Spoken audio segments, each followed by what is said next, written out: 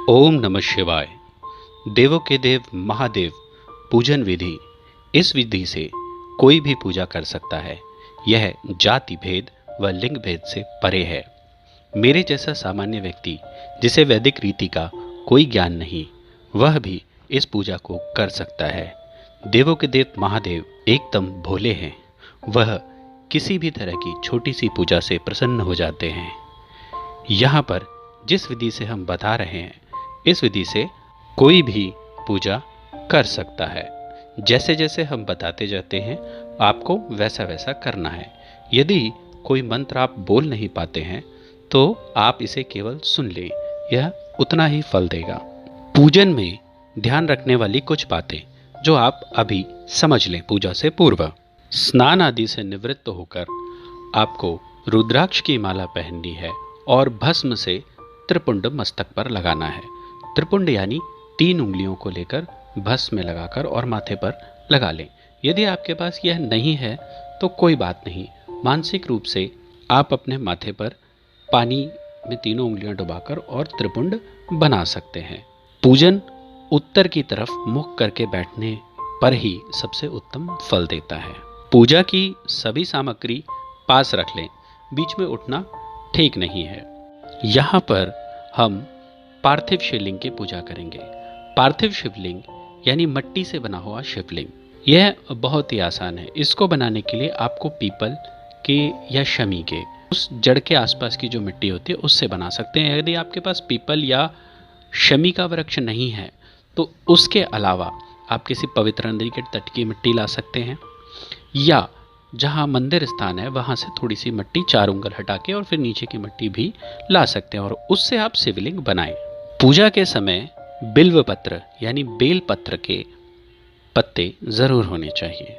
इसके अलावा यदि और सामग्रियों की कमी हो तो आप उसे मानसिक रूप से चढ़ा सकते हैं, या विकल्प स्वरूप फूल अथवा चावल, दोनों में से कोई भी चीज़ चढ़ा सकते हैं।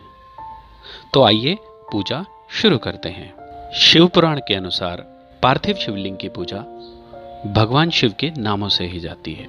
तो उनके 8 नाम इस प्रकार हैं: हर, महेश्वर, शंभु, शूलपाणी, पिनाकृत, शिव, पशुपति और महादेव। अब आप हाथ जोड़ लें। सबसे पहले आपको एक दीपक जलाना है और आचमनी करनी है।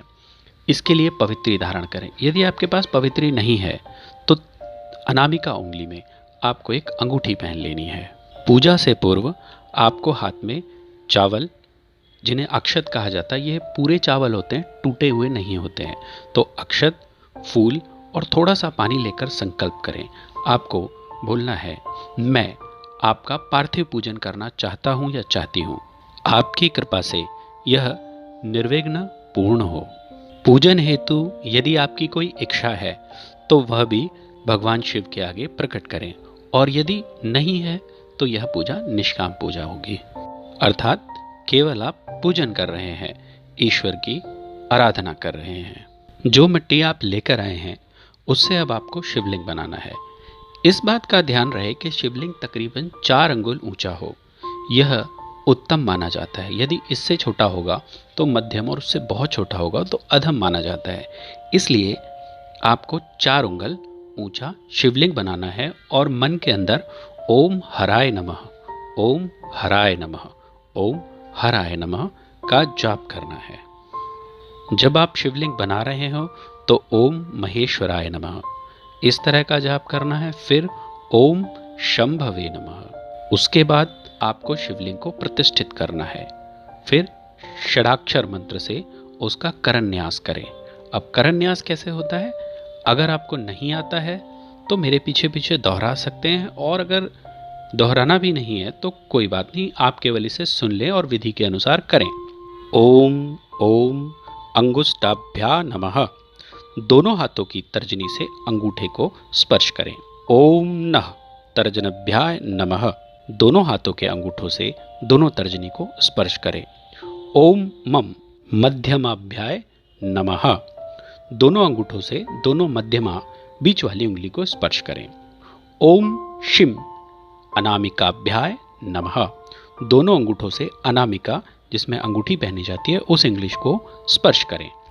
वाम कनिष्ठिकाभ्याय नमः, दोनों अंगूठों से कनिष्का छोटी उंगली को स्पर्श करें। ओम यम करतल करपष्टाभ्याय नमः, हथेली और उसके पृष्ठ भागों को स्पर्श करें। अब हम अंगन्यास करेंगे। पहले हमने हाथों का किया था न्यास और अब हम पूरे शरीर का न्यास करेंगे। यह एक तरह का पवित्रीकरण होता है। ओम ओम हृदयाय नमः, दाहिने हाथ की पांचों उंगलियों से हृदय पर स्पर्श करें। ओम नमः शिर से स्वाहा, दाहिने हाथ से सिर का स्पर्श करें। ओम मम शिखाय वष्ट, अब सर के ऊपर जहां चोटी बनाई जाती है वहां पर स्पर्श करें। ओम शिम कवचाय हुम, दाहिने हाथ की उंगलियों से बाएं कंधे और बाएं हाथ की उंगलियों से दाहिने कंधे को स्पर्श करें।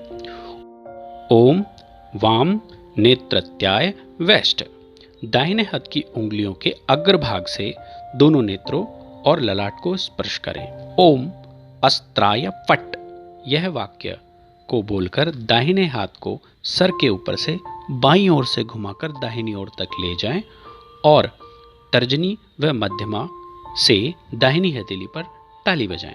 इसके बाद भगवान गणेश और माता पार्वती का नमस्कार करें।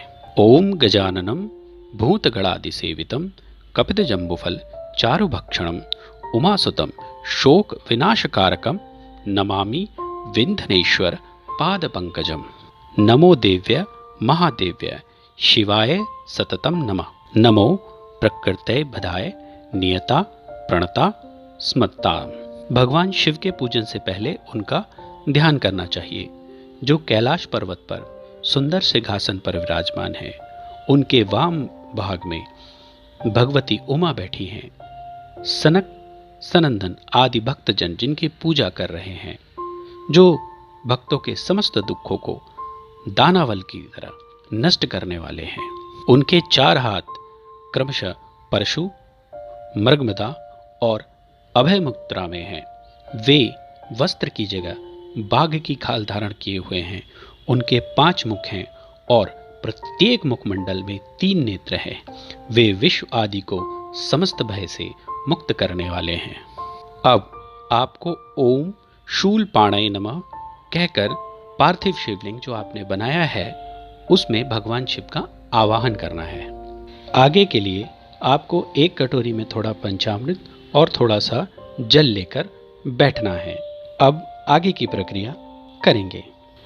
थोड़ा सा पानी चम्मच में लेकर पैर धुलने के लिए शिवलिंग से थोड़ा सा पहले, क्योंकि यह शिवलिंग मिट्टी का है तो उससे थोड़ा सा पहले जल डाल देंगे, यह पैर धुलने के लिए। फिर अर्ध यानी हाथ धोने के लिए थोड़ा सा जल डाल देंगे।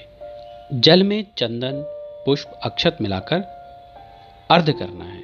अब उसके बाद भगवान शंकर का आचमन के लिए जल देना है, तो फिर से थोड़ा सा पानी लेके और शिवलिंग से थोड़ा सा पहले गिरा देंगे।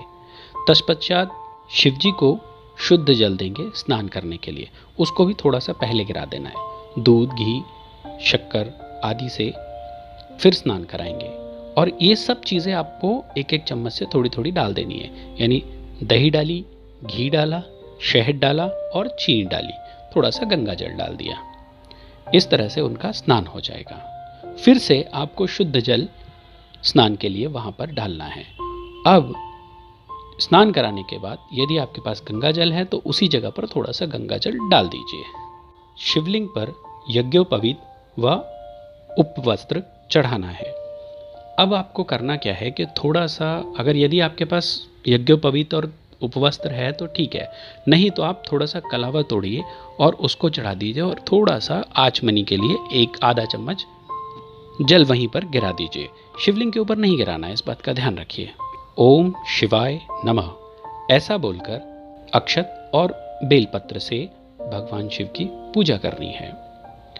शिवलिंग पर सुगंधित चंदन से त्रिपुंड बनाएं और लाल चंदन के त्रिपुंड की बीच में बिंदी बना दें। भगवान पर अखंड चावल व काले तिल चढ़ाएं। अबीर गुलाल या इत्र का लेप करें। भगवान शिव को फूल चढ़ाएं। घास जिसे दुर्वा बोलते हैं वह चढ़ाएं। ओम नमः शिवाय बेल के पत्र पर लिखकर समर्पित करें। अब फूल चढ़ाएं और भगवान शिव को आभूषण की जगह पर रुद्राक्ष की माला चढ़ाएं। अब भगवान शिव के आगे धूप जलाएं, घी का दिया जलाएं, उन्हें नैवेद्य के रूप में मिष्ठान यानी जिसे हम प्रसाद बोलते हैं तो थोड़े मिष्ठान चढ़ाएं, और जो आपके पास फल अवेलेबल हो जैसे कि बेर चढ़ाए जाते हैं तो बेर चढ़ाएं। थोड़ा बहुत अगर आप चाहें तो भांग भी चढ़ा सकते हैं। भांग या धतूरा ये चीज़ें भी भगवान शिव को बड़ी प्रिय हैं। करोद्वर्तन के लिए, करोद्वर्तन में आपको पहले बता देता हूँ क्या होता है। जैसे आप कैरम खेलते हैं तो आप तर्जनी से कैरम खेलते हैं, उसी तरह से यहाँ पर अनामिका उंगली पर चंदन या कोई भी सुगंधित वस्तु यदि नहीं है तो फिर आप जल भी लेकर हाथ में लीजिए और उसके बाद अंगूठे से लगाइए और उसको हल्का सा झटका मारिए तो जो चंदन या पानी है वह शिवलिंग पर गिर जाएगा, यानी छिड़काव हो जाएगा। तो इसको करोद्वर्तन कहते हैं।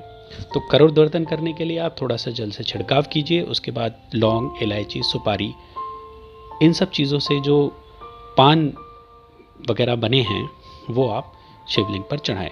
अंत में सामर्थ्य अनुसार दक्षिणा अर्पित करें। अब आपको आरती करनी है। आरती के लिए आपके पास भगवान शंकर की आरती कहीं पर भी मिल जाएगी। पुस्तक में से देख के आरती चला सकते हैं, नहीं तो YouTube पर भी आरती आप चला सकते हैं। आरती के बाद आपको भगवान शिव की अष्टमूर्तियों का उच्चारण करना है।